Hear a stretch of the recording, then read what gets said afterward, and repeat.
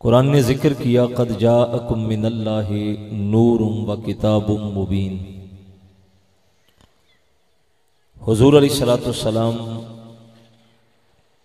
जब दुनिया में तशरीफ लाए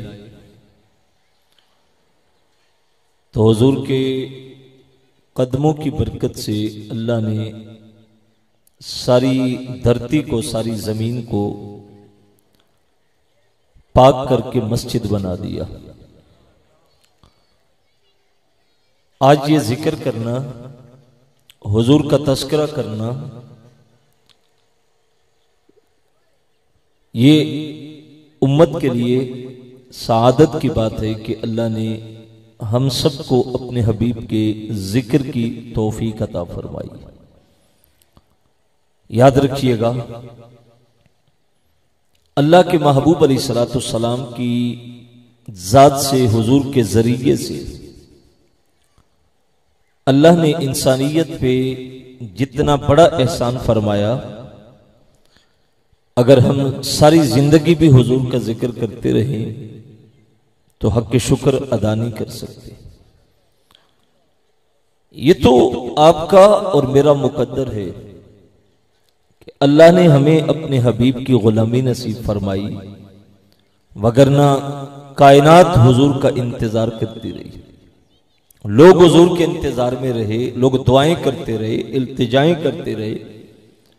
इमाम सयूती ने जिक्र किया कि जब मूसा अलैहिस्सलाम को तौरात की तख्तियां दी गईं और उनको पढ़ा तो अल्लाह की बारगाह में अर्ज करते हैं कि मालिक, मैंने अपनी किताब में एक ऐसी उम्मत का जिक्र पढ़ा है जो आएगी सबसे बाद में, लेकिन नंबर पहला ले जाएगी।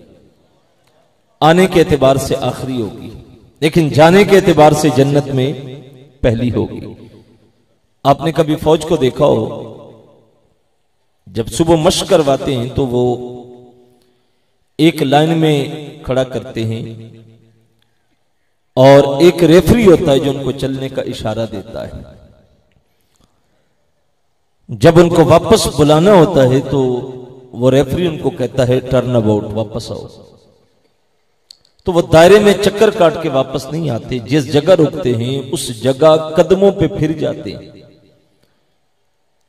अब जब कदमों पे रुख पीछे मोड़ते हैं तो जाते वक्त जो सबसे आखिर में होता है, जब रुख पीछे मोड़ते हैं तो आखिर वाला पहला हो जाता है। रब ने कहा, महबूब आदम से ईसा तक सारी उम्मतें भेजूंगा, तेरी उम्मत को सबसे आखिर में भेजूंगा, लेकिन कल जन्नत का दरवाजा खोल के जब टर्न अबाउट कहूंगा, तेरी उम्मत जो सबसे आखिर में होगी वो जन्नत में सबसे पहले दाखिल हो जाएगी। मूसा अलैहिस्सलाम ने अर्ज की, मालिक ये एजाज मेरी उम्मत को दे दे। कहा, नहीं मूसा, ये तो मेरे महबूब की उम्मत है। अर्ज करते, मालिक ऐसी उम्मत का जिक्र अपनी किताब में पढ़ रहा हूं जो खुद सदका करेंगे और खुद खाएंगे और खुद सवाब पाएंगे। पिछली उम्मतों में सदका खाया नहीं जाता था, ऊंची जगह पे रख के आते, जंगल में रख के आते, आग उचकती, खाकिस्तर बनाती तो कबूलियत की अलामत करार पाता। कहा, मालिक ऐसी उम्मत का जिक्र पड़ा जो खुद सदका करके खुद खाएगी। वो किसी कहने वाले ने कहा कि अजीब माजरा है बईद कुर्बा, जो करे जिबा वही ले सवाब उल्टा। ईद के दिन जिबा भी खुद करे, खाए भी खुद और सवाब भी खुद ले ले। कहा, मालिक के एजाज मेरी उम्मत को दे दे। कहा, नहीं मूसा, ये मेरे महबूब की उम्मत है। एक एक वस्फ गिनती करते चले गए और दुआ करते चले गए, मालिक के एजाज मेरी उम्मत को दे, ये मेरी उम्मत को दे, ये मेरी उम्मत को दे। और हर सवाल के जवाब में यही जवाब आया कि मूसा, ये तो मेरे महबूब मुस्तफा की उम्मत है। अब जो आखिर में हजरत मूसा अलैहिस्सलाम ने इल्तिजा की, वो यकीनन आपके सीनों में ठंड पैदा करेगी।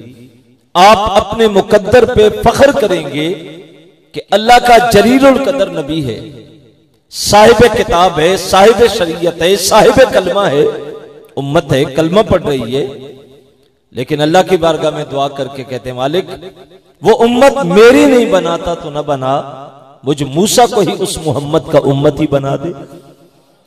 यार, नबी उम्मत में आने की आरजू करे, दुआएं मांगी, लेकिन हमें दुआएं नहीं मांगनी पड़ी। हमें रातों को जागना नहीं पड़ा, हमें इंतजार की भट्टियों में जलना नहीं पड़ा, हमें रात को मुसल्ले बिछाने नहीं पड़े, हमें सजदा रेजियां करनी नहीं पड़ी। हम तो दुनिया में आए, आंख खोली तो बाप जाके मुअज्जिन को मस्जिद से बुला लाया और उसने आके कान में बशारत दी, मुबारक हो मुस्तफा का उम्मती बन के आया है। हम सारी जिंदगी भी हुजूर का जिक्र करते रहें तो हक के शुक्र अदा नहीं कर सकते। इतने बाल जिस्म पे नहीं हैं जितने मेरे नबी के एहसानात हैं। हम सारी जिंदगी भी शुक्र करते तो हक अदा नहीं कर सकते।